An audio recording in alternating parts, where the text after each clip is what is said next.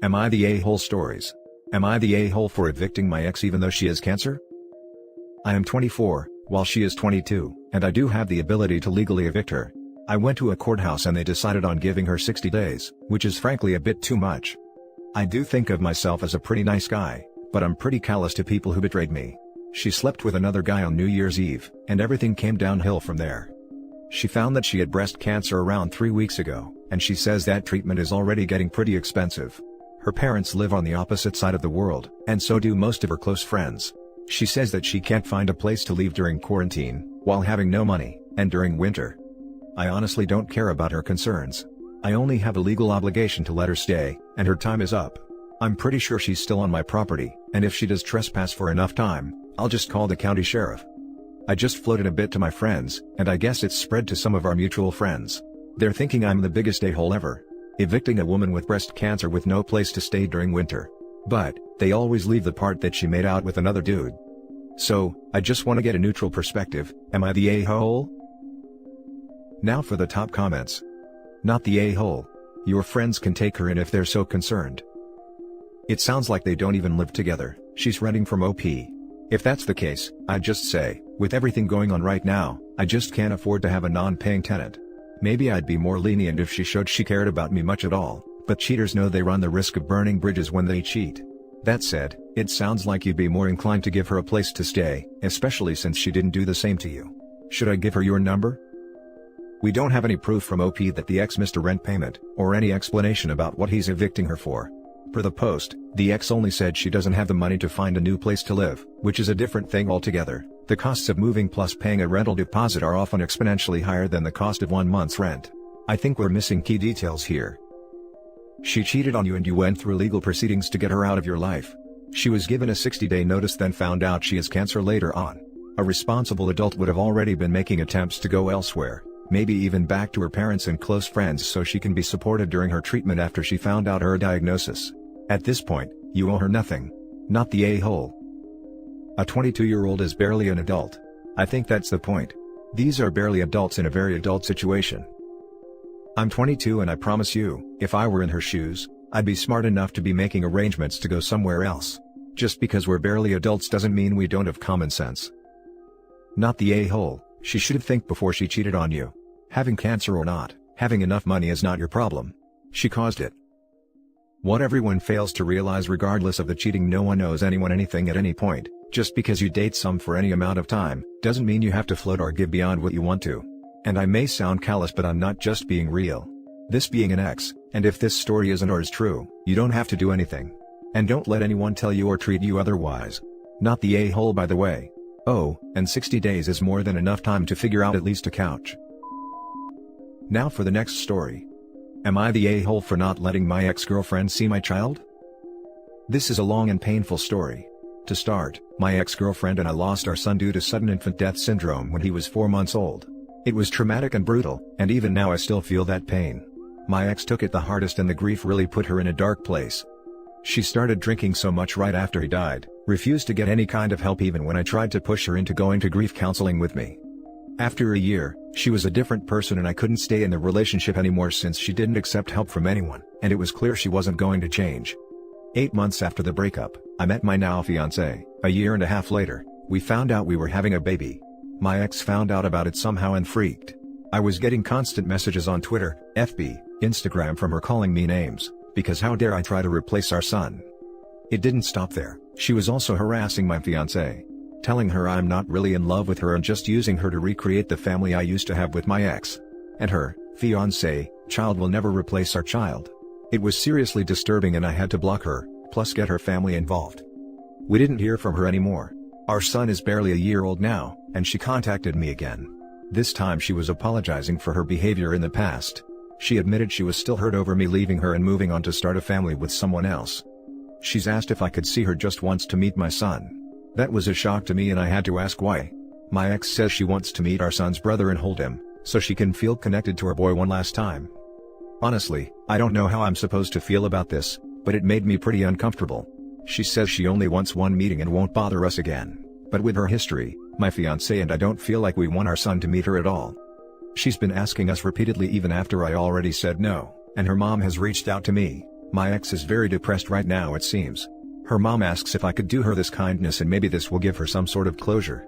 It just doesn't sit right with me. Her family is pressuring me now and my ex keeps begging me to let her have this one thing. Now even my own mom thinks I'm being too paranoid and callous with her. That she's obviously grieving losing her child, and I shouldn't forget this was someone I once loved. So yes, people think we're being too cold not doing my ex this favor, and I don't know if we are. Not the a-hole. Please contact her parents or someone who cares about her. She needs professional help. This state of mind is very bad. Meeting your son will probably just push her even further down the rabbit hole. This sounds like the start of a Criminal Minds episode with the ex being a serial killer that kidnaps children. I was just thinking this sounds like how baby kidnappers sometimes start. Not the a-hole. Yes, your ex needs serious help. She's obviously ill. But you aren't her physician or her therapist. Given her past behavior, there's no reason at all you should feel safe or comfortable doing this. She was severely abusive to you and your fiancé. I don't think you're being cold. I think you're being prudent, given all she's put you through. And I am so sorry about your loss. I would go one step further and actually apply for a restraining order. There's absolutely no need for this woman to meet your child. If I was the parent in this situation, I'd make sure she didn't even know what the kid looked like. Not the a-hole. Her fixation on your son is concerning. I'm worried her fixation would only deepen if given the chance to meet him. He is not her son, nor a replacement for the child you lost. I would refuse to allow a meeting and would cut all further contact. Your priority must be your son and fiancé's safety and well-being. I don't know why, maybe I've watched too many crime shows, but this just gives me bad vibes. I don't know what about it causes them, but I automatically was like she is going to try and take said baby or put it in a dangerous position. It's 100% do not let her near the child. Next story. Am I the a-hole for refusing to move? My, female 42, husband, male 44, and I have been married for 21 years. We have 2 adult children, male 22 and male 24, one is in college out of state and the other is in the Navy. When we first got married, my husband was in the Navy, and we spent the first 10 years of our marriage moving from place to place, wherever his new duty station was.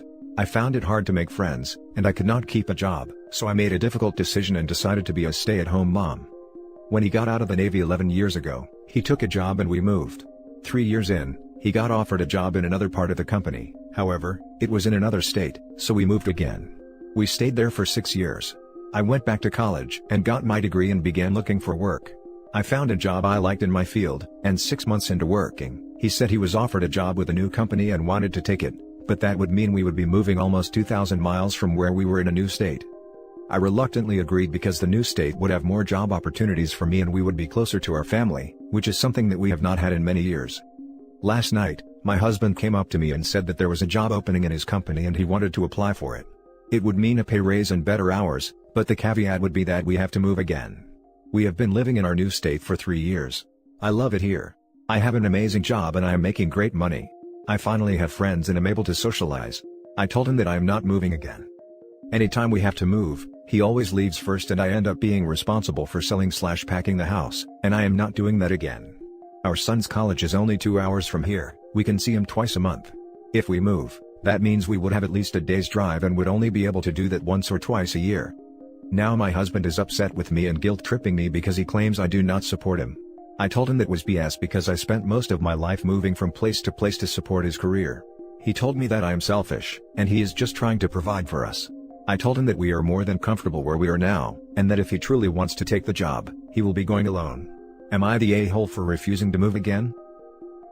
Now for the top comments. Not the a-hole, you gave yourself already the answer.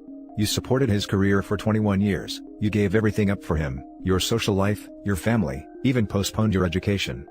And now, everything is settled, you're doing financially fine too. He accuses you of not supporting him. He should start supporting you for a bit. You did your part, now it's your time to shine. Perfect reply. He obviously has no idea what you have given up and gone through in supporting him, or, he just doesn't care. You're both relatively young, so if he does decide to move, it'll be your decision whether to follow him or not, but by giving up the life you finally have for yourself could cause resentment on your part. Not the a-hole, but I think you may be married to one. Not the a-hole, but I think you may be married to one. This so much. My husband's in a job that may require him to move around, and before we decide on a move, he would insist on factoring in my comfort, proximity to good medical care, I have an autoimmune condition, availability of great schools now that we have a daughter, etc. All that may not have a set monetary value, but they're definitely worth something, or we won't see people spending money to join planned communities. Not the a-hole. Your husband should be discussing each move with you, and it should be a combined decision, especially now that you have a job. His job and offer does not automatically have preference over yours. Did he ever discuss a move with you after he left the Navy? Or was it always "we are doing this"? I was still on the fence given the history with the Navy, totally understandable needing to move and being used to it, but the fact that he expected you to sell and pack the house every time is what made up my mind on the judgment. For the post-Navy jobs, I can't believe the companies didn't give him time to settle his affairs and then move. It seems like he took it for granted that you would sell and pack the house every time. That too with little kids when they were younger. I could never imagine being in that situation alone. Stand up for yourself now. It is not too late. Have a conversation about the pros and cons. About long-term plans. It is okay if you end up deciding to move. Just make sure you have a say in it. This is what gets me. I give a pass for the pieces or whatever they call it in the Navy. He didn't get a say in when or where, but as soon as he got out, there should have been a discussion about long-term goals and plans. Each and every move should be a joint effort. Not the a-hole. He's become accustomed to always getting it his own way with very little pushback. Now that's not just happening, he's trying to guilt and flip it around on you. Stand your ground. It's going to be tough because there's been a pattern over years which he will be loath to give up, but it's now or never for you. Polish that backbone. When one is accustomed to privilege, equality feels like oppression. Paraphrasing several dozen people. Post update. I hope that this is allowed. I apologize for not being able to respond to everyone. And thank you all for your kindness and replies. To answer some questions. 1. My husband and I have been together since I was 15 and he was 17. He joined the Navy right after graduation from high school when he was 18 and I was 16, but had to wait 2 years before we could marry. 2. He works for a company that has plants in 15 states. He is currently in middle management, but if he wants to advance his career further, he would need to go to another plant out of state. 3. Financially we are more than comfortable. We do not need any more money. 4. My son plans to stay in the place he is after college. We have a great relationship with him and he comes home 1 time a month, and we see him 1 time a month. My other son comes home on leave whenever he can and stays with us. We are very close to both of the boys. 5. I talked to my husband again tonight and told him quite firmly that moving again was not an option for me. The area he wants to move has very little jobs in my field and specialty in that area, and I would need to commute more than an hour one way for a job versus the 20 minutes I have here. We are sandwiched between 2 major cities, and if we move, we would be an hour from the most major city. I would also have to take a massive pay cut and work a menial job to build a new network to find employment in my field. 6. My husband is disappointed in me for not wanting to leave. He left to stay with a friend because he needs to think. He doesn't understand why I would force him to turn down an opportunity to advance his career further. I told him to take all the time he needs, but I am not moving again. I said I would revisit the possibility when I am ready for retirement in 15 years, but no sooner. Now for the last story. Am I the a-hole if I put my son's father on child support? So, I'm a first-time mom to a wonderful little boy, too. His father and I haven't been together since before he was born. We had a falling out, and he went to jail. That's a different story though. So, in the span of 2 years my son's father has given me $600, 2 boxes of diapers, a box of wipes, and a bag of used clothes. I've always made sure my son was taken care of. I never asked or bothered him for anything unless I genuinely needed it. I told him I wanted him to start spending time with his son. He said he would take him on weekends. Well, the weekends came and he never showed. It's happened multiple times and it's jeopardized my job. I've reached out and told him that it was unacceptable to ignore his duties as a parent. He never once said that he didn't want to be part of the baby's life. If he did, then I would let that happen. Everything came to a boil this last week, when I asked him for some money to buy my son more clothes. He told me he feels like I'm spending the money on other things, and he no longer is going to give me anything.